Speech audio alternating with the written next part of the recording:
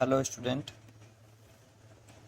एक question current electricity से find the equivalent resistance between point A and B. ये symmetry का question है और ऐसे क्वेश्चन मैं पिछली 2 वीडियो में बना चुका हूँ। सिमिलर टाइप के क्वेश्चंस हैं, तो ये तीसरे टाइप उसी टाइप का एक और क्वेश्चन। ठीक, क्या पूछ रहा है? Find the equivalent resistance between point A and B. तो ए और बी से सबसे पहले आप क्या जोड़िए? एक बैटरी। ये भी करंट का डिस्ट्रीब्यूशन करना इंपॉर्टेंट है इसमें, कि हम करंट का डिस्ट्रीब्यूशन कैसे करते हैं। और ये सिमेट्री का क्वेश्चन है। सिमेट्री क्या है और क्या पॉइंट है बताते हैं।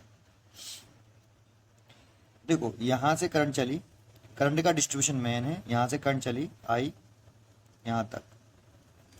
देखो, ये स्टार्टिंग पॉइंट हो गया, जहां करंट एंटर करती है सर्किट में, वो स्टार्टिंग पॉइंट। और ये यहां से करंट लीव करेगी। जैसा कि हम जानते हैं, जितनी करंट लीव करी है, एंटर कर रही है, सॉरी लीव कर रही है पॉजिटिव टर्मिनल से, उतनी ही करंट एंटर करती है नेगेटिव टर्मिनल में। तो इधर से ये आई आनी चाहिए।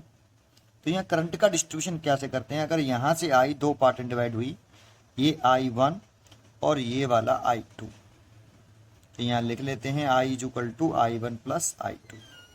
अब देखो, यहाँ स्टार्टिंग मतलब जहाँ से करंट यहाँ सर्किट में एंटर कर रही है ए पॉइंट से, और एंडिंग यहाँ से करंट लीव कर रही है ए पॉइंट से। तो जितनी करंट यहाँ से एंटर करेगी उतनी ही लीव करेगी, है ना। अगर ऐसा है तो देखो, इसमें ये सिमेट्री, देखो ये स्टार्टिंग का जो सर्किट है आपका और ये एंडिंग का सर्किट है वो सेम है। यहाँ अगर आर है तो यहाँ पे भी आर है, अगर यहाँ पे भी आर रेजिस्टेंस लगा हुआ है तो सिमिलरली यहाँ पे भी आर लगा हुआ है। यहाँ आर है तो यहाँ पे भी आर है। तो स्टार्टिंग का जो सर्किट का शेप है वो भी सेम है और रेजिस्टेंस भी सेम है। अगर यहाँ आर है, यहाँ 2R होना चाहिए। अगर यहाँ आर है तो यहाँ पे भी आर होना चाहिए। अगर यहाँ आर है तो यहाँ पे भी आर होना चाहिए। अगर यहाँ आर दिख रहा है तो यहाँ पे भी आर होना चाहिए। ये स्टार्टिंग है, ये देखो ये। और फिर ये बी पॉइंट लास्ट पॉइंट है, तो ये एंडिंग है, सेम रेजिस्टेंस, है ना। तो इसमें अगर ये 2R तो ये भी 2R, ये 3R तो ये भी 3R, ये 5R तो ये भी 5R। ये सिमेट्री है, स्टार्टिंग और एंडिंग की सिमेट्री। तो इसमें हम कैसे करंट का डिस्ट्रीब्यूशन करते हैं? जैसे हमने यहाँ करंट का डिस्ट्रीब्यूशन कर दिया, इसमें I1, इसमें I2, तो हम फिर स्टार्टिंग में करके सीधे लास्ट में करंट का डिस्ट्रीब्यूशन करते हैं।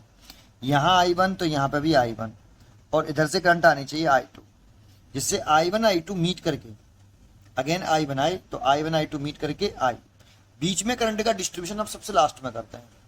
अगर आपको कभी भी कोई डायग्राम में स्टार्टिंग की सर्किट डायग्राम की शेप और रेजिस्टेंस की वैल्यू और एंडिंग में करंट की शेप और रेजिस्टेंस की वैल्यू सेम दिखाई दे, तो ये सिमेट्री है। और उसमें करंट का डिस्ट्रीब्यूशन करना चाहिए। स्टार्टिंग में जो किया है फिर एंड में पहुंच जाएंगे सीधे। करंट का डिस्ट्रीब्यूशन पहले स्टार्टिंग में कर दो, फिर सिमिलरली एंड में कर दो। बीच में बाद में करते हैं, सबसे लास्ट में। ठीक है, चलो स्टार्ट करते हैं आगे। अब यहां से I2 आ रहा है, तो I2 इस जगह पर 3 पार्ट्स में डिवाइड हुआ। देखो, I2 3 पार्ट्स में डिवाइड हो रहा है। मान लो ये आपका I3, इधर I4 और इधर I5। तो यहाँ आपका I2 डिवाइड हुआ 3 पार्ट्स में, I3, I4, I5। तो I3 plus I4 plus I5। ठीक है, अब ये I3 तो ऐसे आया, तो यहाँ तक तो I3 आ गया। देखो, ये I4 इधर से आ रहा है तो I4 इधर से आ गया, ये I4 आ गया। अब ये बताओ, ये पहले से मैंने, देखो ये पहले से मैंने डिस्ट्रीब्यूट कर रखी है करंट यहाँ पर, कितनी? I2। बताओ, ये करंट I2 यहाँ पर, ये I2 इस वाली ब्रांच में I2 कब जाएगी? तो I3 इधर से आई, I4 यहाँ से आई, लेकिन I2 तब बनेगी जब I3, I4 और I5 तीनों का सम होगा। तो इधर से कितनी करंट आनी चाहिए जिससे ये वाली करंट इधर से I4 आई, इधर से I3, इधर से कितनी आई जैसे ये वाली करंट I2 ऑब्टेन हो जाए हमें। ये करंट I2 ऑब्टेन होनी चाहिए, ये वाली। ये करंट I2 कब ऑब्टेन होगी? जब इन तीनों का सम होगा। तो इधर से कितनी करंट आनी चाहिए? I5, I3, I4 और I5 का सम I2 के इक्वल है। तो इधर से I5 करंट आनी चाहिए। अब जरा सोचो, इधर से I5 आ रही है, अगर ये करंट इधर चली जाएगी, इस I5 यहाँ पर अगर 2 पार्ट में डिवाइड होती है, तो फिर इधर I5 नहीं जा पाएगी। इसीलिए ये वाली करंट जो है यहाँ डिवाइड नहीं हुई।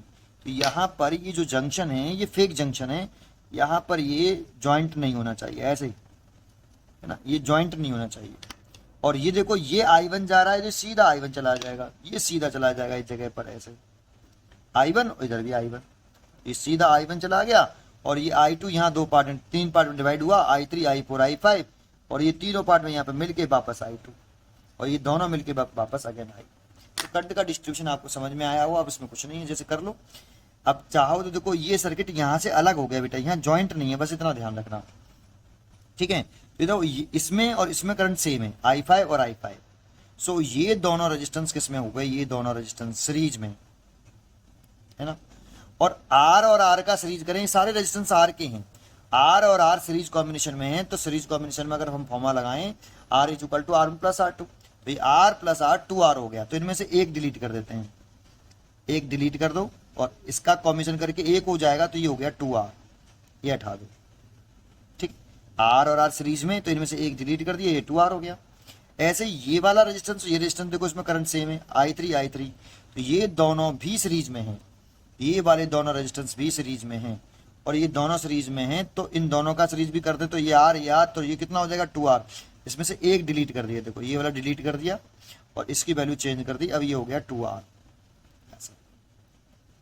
अब देखो यहाँ ये करंट तीन पार्ट में डिवाइड हुई, 2R, R और 2R।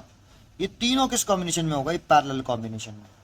तो ये तीनों पैरेलल में कर देंगे, तो देखो नया डायग्राम। और देखो ये R और ये R, इसमें करंट सेम चल रही है, तो ये और ये दोनों किस में हो जाएंगे, ये वाले नीचे वाले, ये जॉइंट तो हट गया यहाँ से, तो ये 2R हो जाएगा, ये 2R हो जाएगा। समझ में आया? अगर ऐसा है, ये समझ में आया आपको, तो नया डायग्राम बना लेते हैं।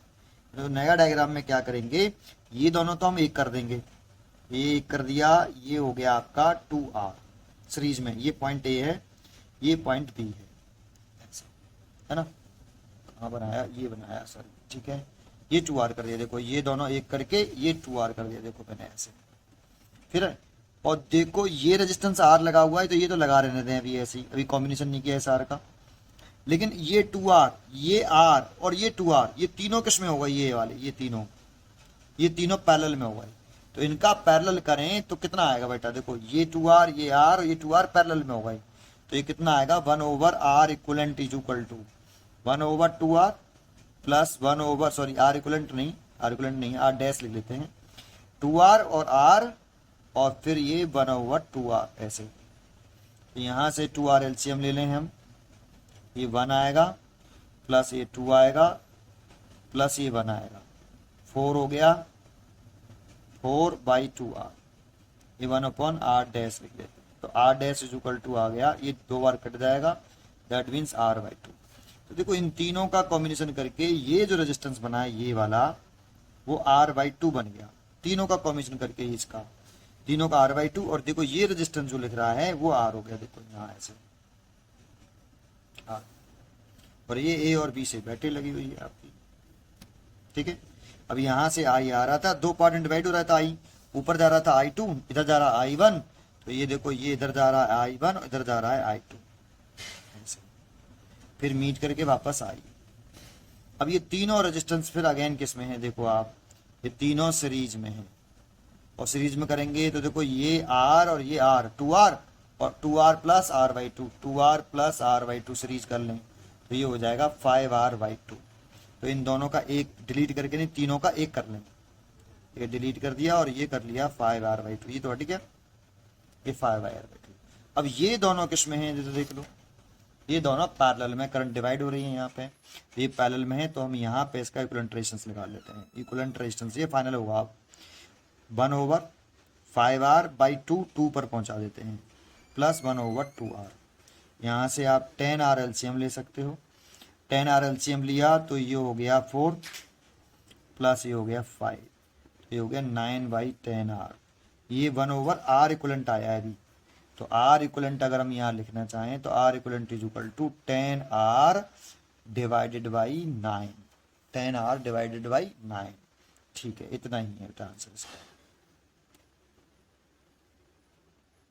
समझ में आया बेटा आपको, ठीक है। ये क्वेश्चन आपको कैसा लगा सोल्यूशन? अगर आपको ये क्वेश्चन अच्छा लग रहा हो तो ऐसे ही अच्छे क्वेश्चन के लिए मुझे कमेंट करके बताएं कि आपको ये क्वेश्चन कैसा लगा, ठीक। थैंक यू, पढ़ते रहिए एंड खुश रहिए।